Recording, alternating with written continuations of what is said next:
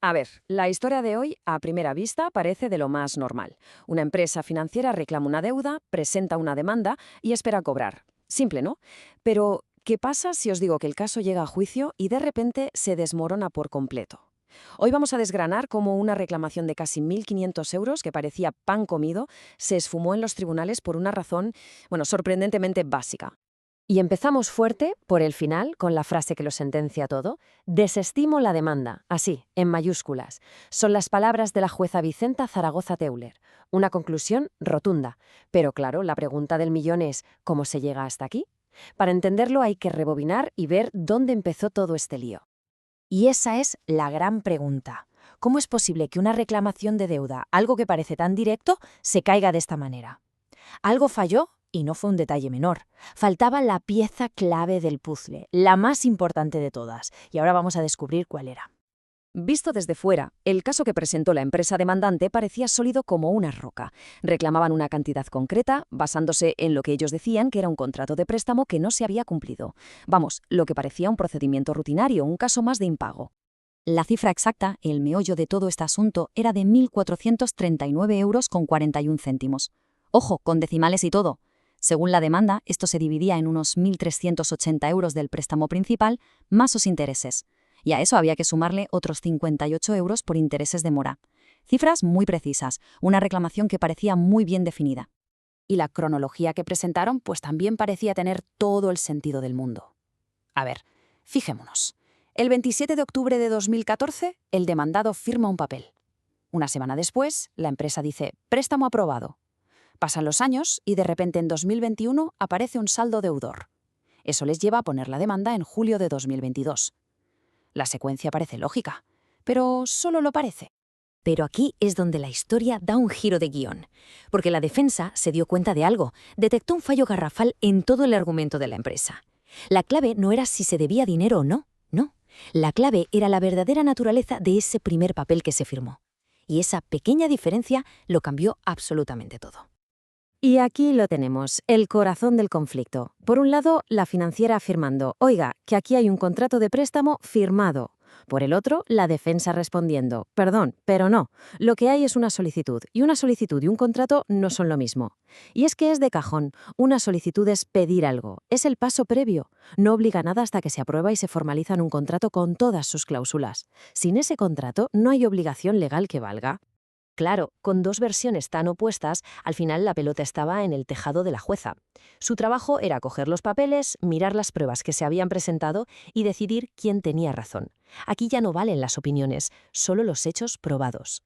Y al final, todo el caso se redujo a un concepto jurídico que es sencillamente la piedra angular de cualquier sistema de justicia: la carga de la prueba. Es una de las reglas básicas del juego. No basta con acusar o reclamar algo, tienes que demostrarlo. Y bueno, ¿qué es exactamente esto de la carga de la prueba? Pues la propia sentencia lo explica muy bien, citando la ley. Corresponde al actor la carga de probar la certeza de los hechos. Traducido al lenguaje de la calle, el que acusa, prueba. Si reclamas algo, eres tú quien debe poner las pruebas sobre la mesa. No se le puede exigir a la otra parte que demuestre su inocencia, hay que probar su culpabilidad, o como en este caso, su deuda. Entonces, ¿qué tenía que haber hecho la empresa para cumplir con su parte?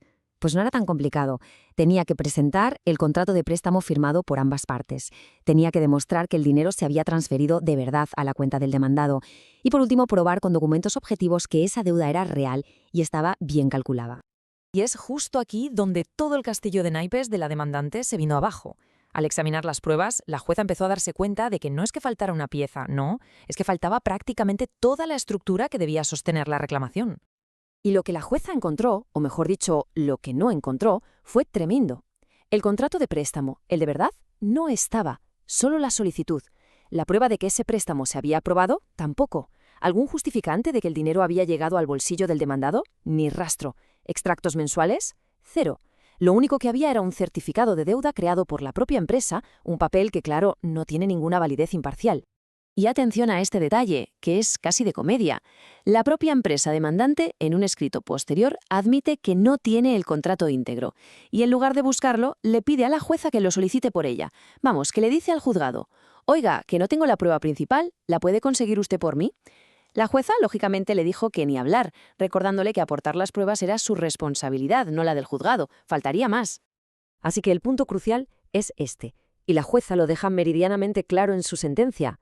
No es que el demandado demostrara que no debía el dinero, es que la parte que demandaba fue incapaz de demostrar que sí lo debía. Fracasó en su obligación más fundamental. La conclusión era, por tanto, inevitable y demoledora en su simplicidad. Sin un contrato que estableciera las obligaciones y sin pruebas de que se había entregado el dinero, pues simplemente no había caso. El pilar sobre el que se construyó toda la demanda no existía. Muy bien, el caso se desestimó y punto. Pero, ¿por qué es relevante este veredicto más allá de este juzgado? Pues porque encierra lecciones muy importantes sobre los derechos de los consumidores y sobre cómo funciona la justicia. Entonces, ¿con qué nos quedamos de toda esta historia? Pues con varias lecciones clave. La primera, que firmar una solicitud no te vincula a un préstamo hasta que hay un contrato formal. Segunda, que la carga de la prueba es un escudo fundamental contra reclamaciones que no tienen ni pies ni cabeza. También nos recuerda lo importante que es guardar nuestra propia documentación.